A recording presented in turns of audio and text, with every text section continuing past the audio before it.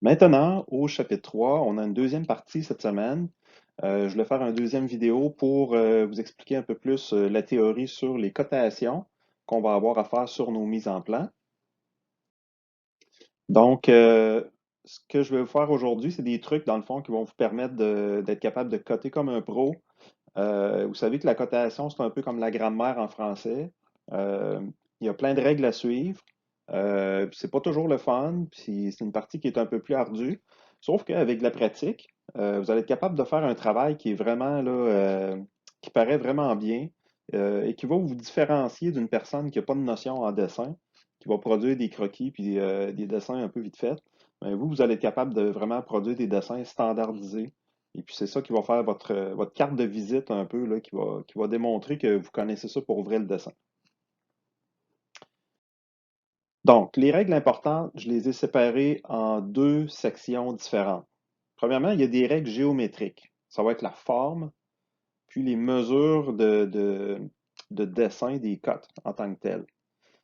Puis la deuxième partie, ça va être plus pour la disposition des cotes, des règles à suivre pour comment placer les différentes mesures sur nos dessins. Donc, la première règle géométrique qu'on va voir, c'est les dimensions à respecter pour tracer les cotes. On est chanceux dans SolidWorks, le logiciel fait une partie du travail pour nous. OK? Donc, il va dessiner les flèches, dessiner les chiffres, etc. Tout se fait automatiquement. Jadis, on avait à tracer tout ça à la main, donc il fallait savoir les dimensions de chaque chose, comme les flèches, etc., le texte, la grosseur du texte, etc. Maintenant, c'est beaucoup plus rapide. Dans cette figure-là, je veux que vous reteniez deux choses. La ligne de cote, c'est la ligne qui contient le chiffre, 44,5 ici, et les deux flèches. OK? Ça, c'est la ligne de cote. La ligne d'extension, c'est la ligne qui va relier la ligne de cote avec votre pièce. Et votre pièce, il ne faut pas la toucher. Il faut lui laisser un petit espace ici. C'est un petit 1,5 mm, donc à peu près un 16e de pouce qu'on va laisser, pour ne pas que la ligne d'extension fasse comme partie de votre pièce. On veut qu'il y ait une petite distinction entre la ligne d'extension et la pièce. Deuxièmement, on a les espaces qui vont séparer les cotes et la figure. OK? Donc, vous aurez à retenir deux chiffres ici très importants. La première rangée de mesures ne peut pas être plus proche que 10 mm de votre pièce. Quand vous vous déplacez avec la cote là, pour la positionner sur SolidWorks, eh bien, il y a une espèce de clic qui se fait ici là, vis-à-vis le premier 10. Si vous continuez à vous déplacer, vous allez avoir un autre clic.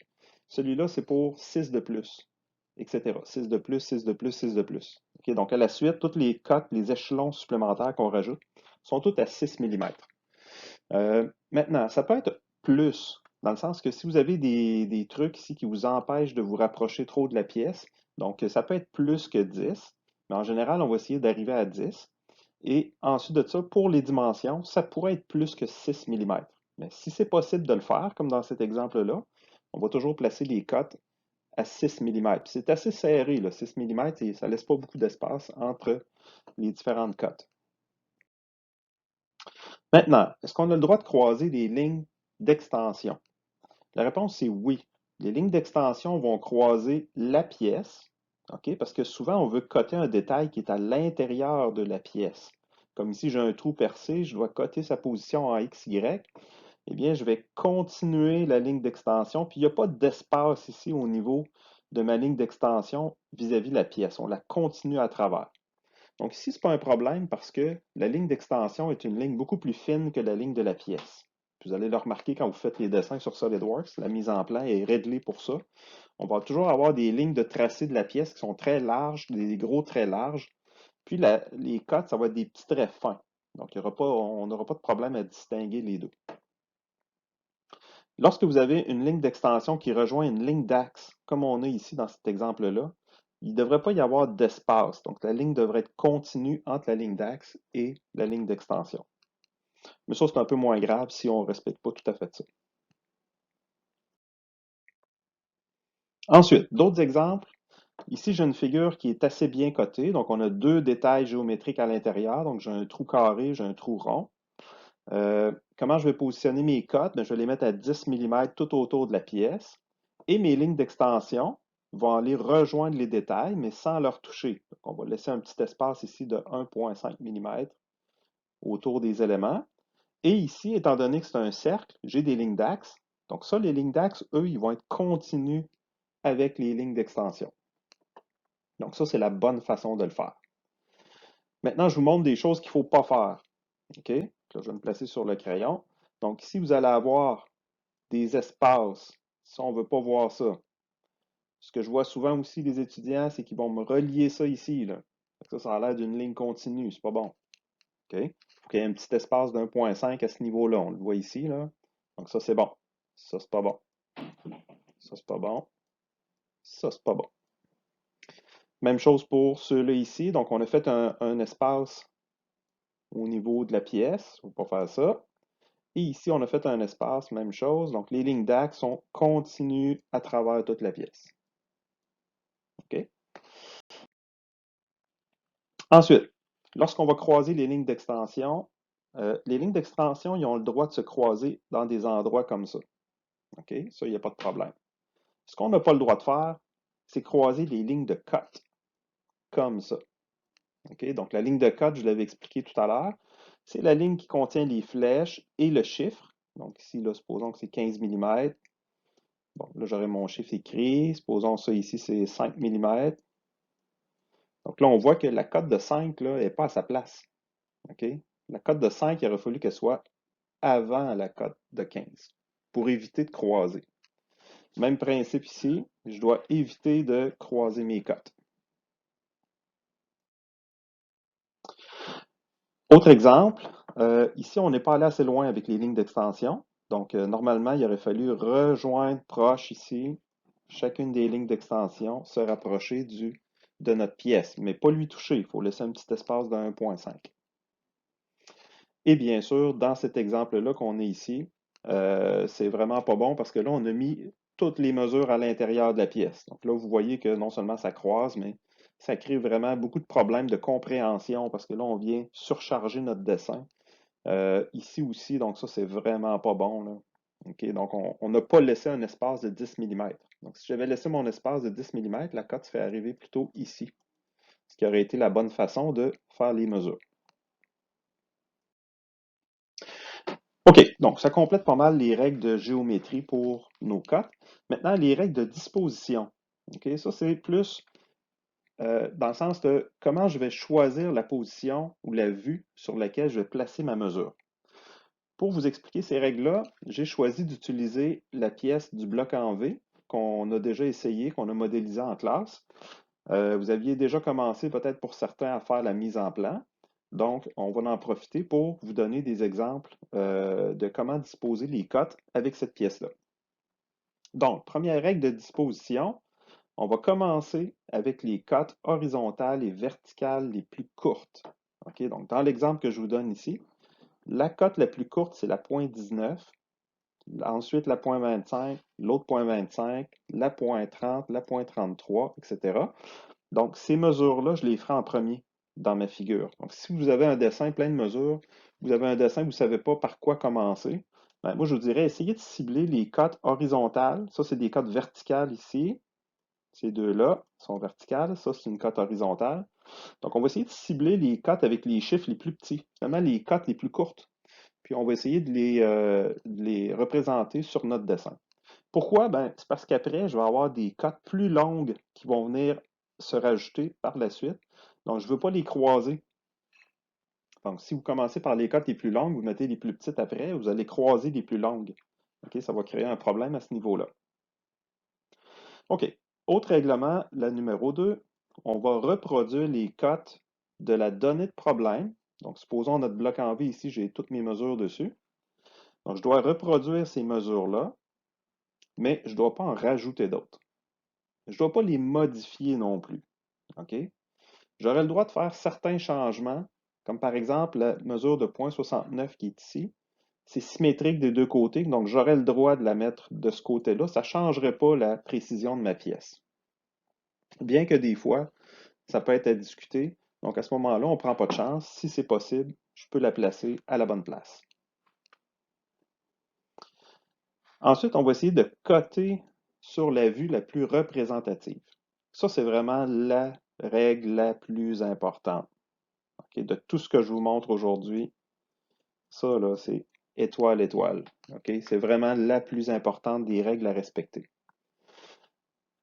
Pourquoi? Parce que c'est ça qui fait que votre cotation va être vraiment claire. OK? On va vraiment bien comprendre tous les détails que vous voulez spécifier. Fait que là, je vais effacer un peu de mesure, comme ça. Un peu de ligne. Donc, ce que je veux vous expliquer avec ça, côté sur la vue la plus représentative, c'est que chacune des vues qu'on a va bien représenter certains détails de géométrie. Donc, si je vous présente cette portion-là ici, qui est une rainure, eh bien, je la vois bien, la rainure. Je vois sa forme. Un peu comme si je voyais l'outil qui rentre dans la pièce puis qui vient usiner cette encoche-là. OK? Deuxième chose qu'on voit bien sur la vue, c'est le trou qui est percé ici. En passant, ce trou-là, vous ne l'avez pas dans la figure d'origine. Je l'ai rajouté pour la démonstration. Donc, ce trou-là, je le vois bien, je le vois comme un cercle. OK? Donc, à chaque fois que vous allez voir une rainure du bout, comme celle-là, un enlèvement de matière, là, on peut dire, ou encore un perçage que je vois comme un cercle, eh bien, c'est sur ces endroits-là que je vais placer la dimension de la géométrie. Donc, dans ce cas-là, c'est un diamètre, ou des hauteurs, largeurs de rainure, comme j'ai de ce côté ici. Et on va devoir placer aussi la mesure en X et la mesure en Y, OK, de chacun des éléments. Ça, c'est sur la vue où on voit bien les détails. Vous allez toujours avoir ces deux affaires-là à mettre. Les dimensions et les positions. OK? C'est les deux choses qu'on doit mettre pour être capable de bien définir chacun des éléments de géométrie. On va placer ça sur la vue où c'est le plus clair. Autre règle aussi qui est un peu moins importante. Donc, les règles suivantes sont un peu moins importantes, mais on essaye quand même de les appliquer pour faire un beau travail. Donc, coter entre les vues si possible. Donc, vous voyez ici, j'ai fait des zones en couleur. Ces zones-là représentent les endroits à privilégier sur votre dessin pour placer les mesures. Mais vous le voyez sur l'exemple que je vous donne, je n'ai pas eu le choix d'en mettre ici à l'extérieur. OK? Ça ne respecte pas cette règle-là, mais c'est mieux de faire ça que d'avoir des mesures très longues qui vont passer à travers toute la pièce pour venir coter dans la zone du milieu, par exemple, qui est ici. Donc, on n'aura pas le choix. Il y a des fois qu'on va passer à côté de cette règle-là.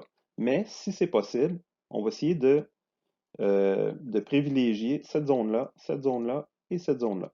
Donc, l'intérieur des vues.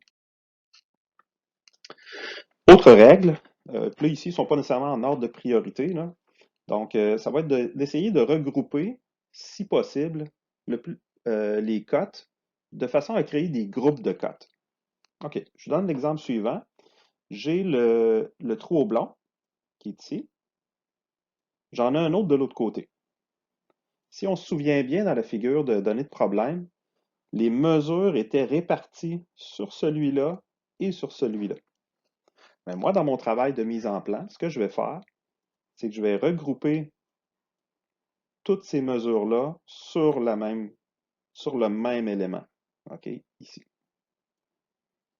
Autre problème que vous allez peut-être voir, c'est qu'il y a certaines mesures qui pourraient être sur une autre vue à côté, supposons. Là, je vous donne un dessin bidon, là, mais supposons que j'ai une mesure ici. Cette mesure-là a rapport avec le même élément géométrique qui est ici. Eh bien, il faudrait que je prenne cette mesure-là qui est de ce côté-là, puis la regrouper avec les autres. Pourquoi? Parce qu'on ne veut pas que l'utilisateur, supposons le machiniste qui veut usiner votre pièce, on ne veut pas qu'il aille à chercher des dimensions pour le trou à percer, supposons, le trou oblong. On ne veut pas qu'il cherche sur plusieurs vues les dimensions ou sur plusieurs endroits même sur la même vue. On veut que toute l'information soit regroupée sur une place.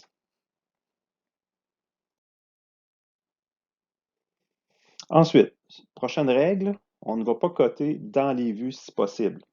Okay? On va essayer de sortir les mesures à l'extérieur des vues. Bon. Là, j'ai essayé de le faire le plus possible dans cet exercice-là, mais il y a des endroits où ça ne marche pas. Okay? Comme par exemple le point 44 qui est ici. Je n'avais pas vraiment d'espace de ce côté-là pour le faire sortir. C'était un peu trop compliqué. Donc, moi, j'ai choisi de le laisser à l'intérieur. J'avais de l'espace suffisamment ici pour le faire. Même chose pour le 45 degrés. J'ai choisi de le mettre à l'intérieur parce que sinon, je suis obligé de tracer des lignes d'extension comme ça.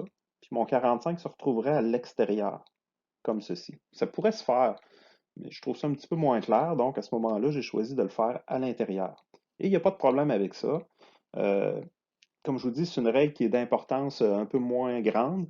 Et puis là, à ce moment-là, c'est plus à vous de juger. Est-ce que c'est plus clair si je mets la mesure à l'intérieur de la vue ou si c'est à l'extérieur qui est plus clair? Donc là, il y a des fois que c'est un peu votre jugement aussi dans ces règles-là qui sont de moins d'importance. Autre règle pour vous aider, ce serait de terminer la cotation. Donc en dernier, on va faire toutes les mesures qui sont faciles à placer. C'est quoi les mesures qui sont faciles à placer? C'est les codes de diamètre, les codes de rayon, les codes de chanfrein, les annotations et les angles. Donc, comme vous voyez dans ma figure, par exemple, j'ai une cote de diamètre ici. Je vais attendre à la fin avant de la faire, cette cote-là. Vous allez avoir un autre diamètre ici. J'attends à la fin avant de la placer. Pourquoi? Parce que son orientation est variable. Je peux la mettre un peu plus de ce bord-là ou je peux la tourner un peu plus. Ça n'a pas tellement d'importance. Et je vais m'aligner sur les autres cotes qui sont plus difficiles à placer, comme les cotes horizontales verticales, euh, pour lesquelles je dois vraiment mettre plus d'efforts pour bien les placer, pour respecter les règles. Aussi, on va essayer de ne pas traverser la pièce avec des longues lignes d'extension. OK? Je vous donne comme exemple la 2.38 qu'on est ici. On a une ligne d'extension qui part des trous oblongs de chaque côté. Et puis, je l'ai placée du côté, dans le fond, du côté gauche de ma pièce, même si je dois privilégier la zone à droite, comme on a vu tantôt en couleur, là, les trois zones en couleur. Pourquoi j'ai fait ça? Ben, c'est parce que ici, j'aurais traversé trop d'affaires. OK? Je me serais rendu jusque-là. Ça m'aurait fait des lignes très longues, OK, pour tracer ma mesure. Et j'aurais croisé des affaires aussi en même temps. OK? Puis même si j'avais rien croisé, c'est pas nécessairement la meilleure pratique de d'étirer des lignes très loin comme ça. OK? Parce que plus on est loin de l'élément géométrique, plus c'est difficile, plus il y a de chances que l'utilisateur fasse des erreurs de lecture de plan dans ce temps-là. Autre règle, bien sûr, là, c'est très évident ces deux-là. Là. On va essayer de ne pas coter sur les pointillés. Donc, ça, c'est pas bon. Si on a juste une place avec des pointillés qu'on peut mettre la mesure, dites-vous que c'est parce qu'il vous manque des vues. Donc, vous avez oublié de faire une vue importante. Des fois, c'est des coupes, des fois, c'est des vues de côté, mais de l'autre côté qui ne sont pas représentées, etc. Donc, c'est parce qu'il manque quelque chose sur votre dessin si vous êtes obligé de faire ça. 10e règle, ne pas croiser les lignes de cote. Donc ça, j'en avais déjà parlé tantôt sur les éléments de géométrie. Je voulais y revenir ici parce que on a un exemple avec le trou oblong. On a une mesure de 0,44 ici. Si on veut respecter la règle de ne pas coter à l'intérieur de la pièce, eh bien à ce moment-là, il aurait fallu la sortir à l'extérieur ici. Et le problème que ça cause, ben, c'est que j'ai un croisement. Donc, on le voit ici, j'ai un croisement avec ma mesure de 0,44 et la 2,38. OK? Donc, à ce moment-là, moi, j'ai choisi de la laisser à l'intérieur, comme ça. Dernière chose, on va éviter la surabondance. Et ça, ce ne sera pas un problème avec les exercices qu'on fait au début de la session. Là où ça va devenir un problème, c'est plus tard, quand vous allez faire la conception des pièces.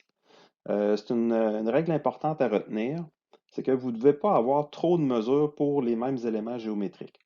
Donc, dans l'exemple que j'ai ici, je donne une mesure à partir du bout de la pièce qui est de 0,25, ensuite 0,95 pour la position du trou blanc et 0,94 pour sa longueur. Je ne peux pas arriver ensuite et dire tout ça va mesurer 2,13. Okay? Ce serait une erreur de faire ça. Pourquoi? C'est à cause du niveau de précision qu'on va avoir sur notre pièce. En faisant ça, le machiniste qui aura fabriqué votre pièce, il ne saura pas où mettre de l'importance au niveau de la précision. OK?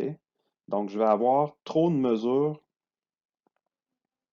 OK? Je vais avoir trop d'informations précises. Il ne saura pas laquelle choisir si je fais ça. OK? Donc, c'est important de bien respecter ça. Si vous respectez habituellement la donnée de problème, comme on a dit au début, vous n'aurez pas de problème de surabondance, là, si on fait vraiment attention à mettre juste les mesures de la donnée de problème. Alors, ça résume pas mal les règles les plus importantes pour la cotation. Comme ça, vous allez être capable de faire un travail qui a vraiment une belle présentation au niveau des mesures, qui va être facile à lire, facile à comprendre pour les utilisateurs. Maintenant, ça ne fait pas le tour complet de tout ce qu'il faut savoir sur la cotation. Il existe encore beaucoup de règles là, non écrites là, qu'il faut comprendre, mais ça va venir en faisant le travail, donc avec l'expérience. Fait que je vous souhaite un bon travail.